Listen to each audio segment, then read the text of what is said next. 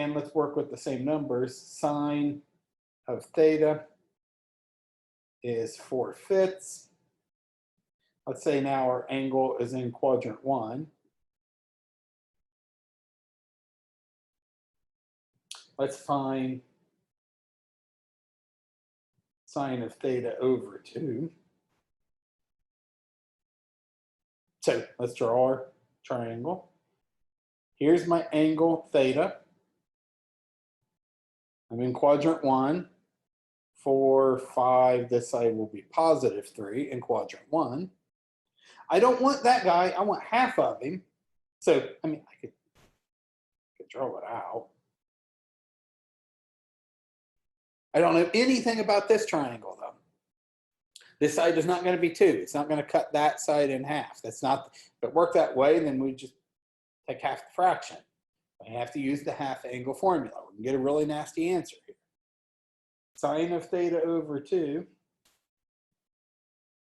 is plus or minus the square root of 1 minus cosine of the original over 2. We're in quadrant 1. Our original angle is in quadrant 1. Half of that then has to also live in quadrant 1. Our original angle is, I don't know, 65 degrees or something. So the new one is 32 something. I'm just guessing. So we know we want the plus. Now I need to figure out this cosine of the original. I know sine of the original. I need cosine. Oh, well, I can use my triangle. Cosine of the original angle is 3/5. So sine of half my angle will be this. And I'm not even going to try to simplify that. Too many mistakes happen doing that. Just leave it like that. You have to type it in the computer for a homework question, just type it just like that.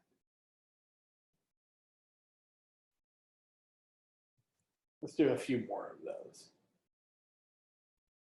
Let's say cosine of theta is negative 5/13,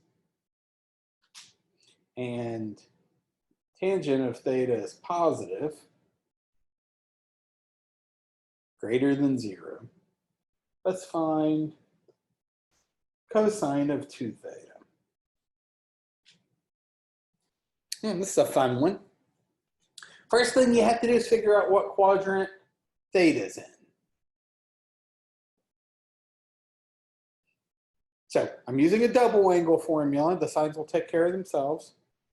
It's that half angle formula when you have to figure out whether you want the plus or minus. But no matter what, drawing your triangle, you have to draw your triangle in the correct quadrant. Cosine is negative and tangent's positive. So if we do, all students take calculus. Tangent's positive in 1 and 3. Everybody's positive in 1, so it can't be quadrant 1. Tangent's negative in both of those. We must be in quadrant 3. Here's my angle theta. Here's my triangle. So negative 5/13. Cosine is adjacent over hypotenuse. Use Pythagorean to find the third side. So here we could do that. Call it b. Negative 5 quantity squared plus b squared should be 13 squared. 25 plus b squared should be 169. B squared is 144, so b is plus or minus 12. I got to figure out which one I want. I'm in quadrant 3. Look at that. Draw the triangle. People that get these wrong get them wrong because they don't draw the triangle. You're not going to do this in your head. You have to draw the triangle in the appropriate quadrant and put in the pluses and minuses. This side over here is down. That's a negative y value. That's negative 12.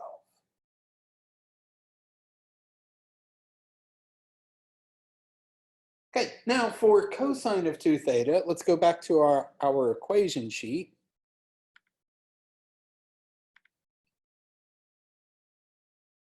I have three different formulas I could use. It doesn't matter. I'm gonna use the first one.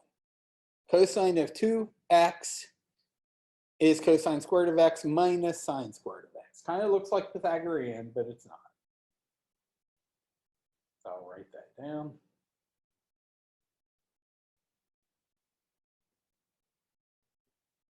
So we're using theta.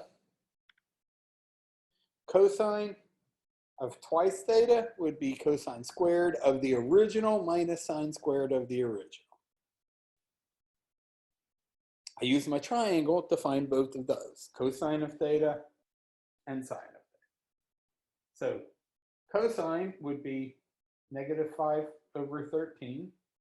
I already knew that. That's what I was given. I need to square that minus sine squared. Sine would be negative 12 over 13 squared. When you square a negative, it becomes positive. So I'm going to get 25 over 169 minus 144 over 169. So let's see, 25 minus 144. We get negative 119 over 169. There's our final answer. Notice we did not use a calculator. This is not a calculator problem. And your calculator is not going to give you that. You try to do this on the calculator, you're going to get a decimal approximation that might be close to that, but then you're going to get the question wrong. It'll give you no points at all. You have to be exact.